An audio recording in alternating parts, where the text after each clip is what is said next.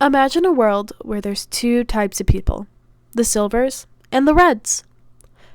The Silvers have amazing, extraordinary abilities beyond anything anyone could ever imagine.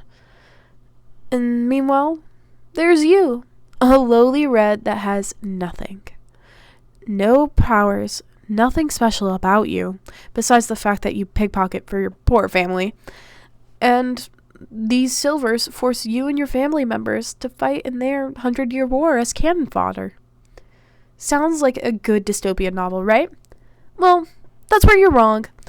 This is a book series called Red Queen by Victoria Aveyard, and it's supposed to be a young adult dystopian novel with political intrigue and a little bit of romance.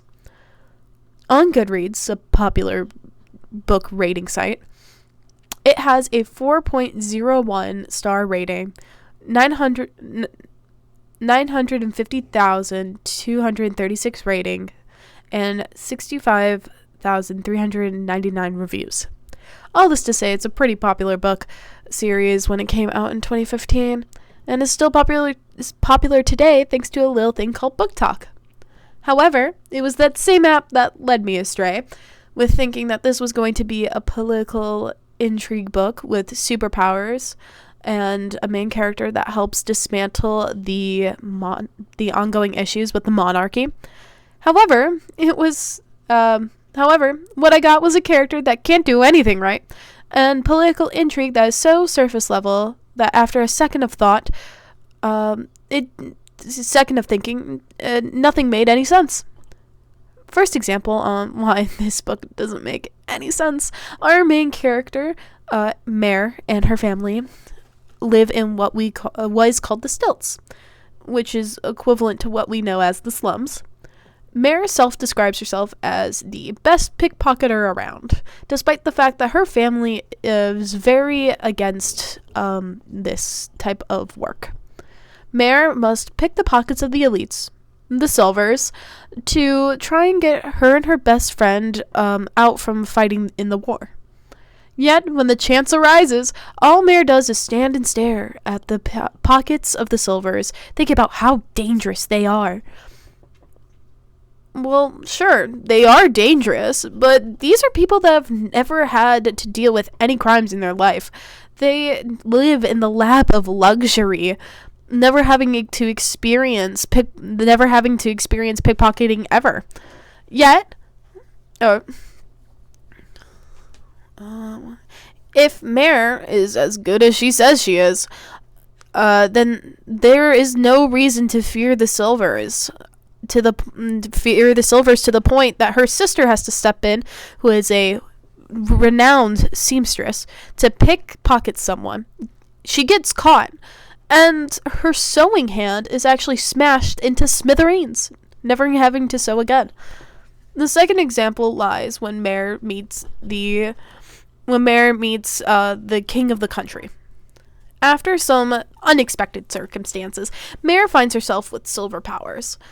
She is then put in front of the king, but all the while she is giving him snarky replies because, and I quote, he can't kill me. For a moment, it makes sense. The king wants to use her as a figurehead to stop the revolt that the Reds are leading against the Silvers. The Silvers,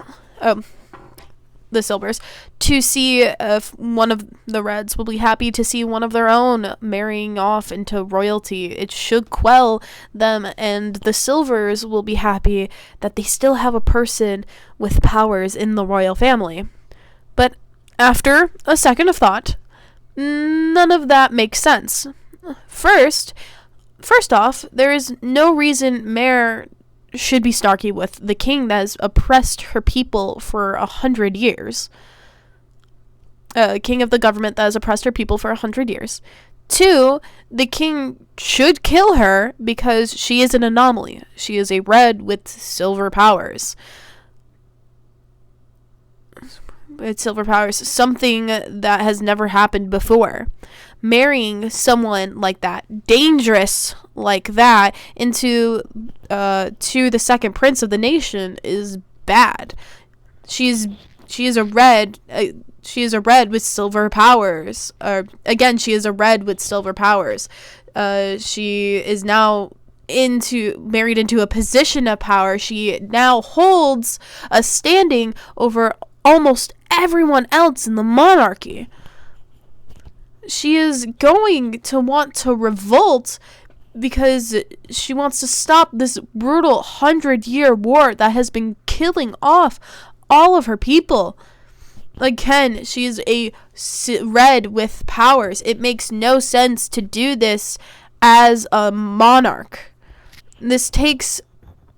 This thought process takes a mere second of critical thought to deconstruct the entire plot of the book and realize just how insignificant the entire book is based off of one plot-driven choice.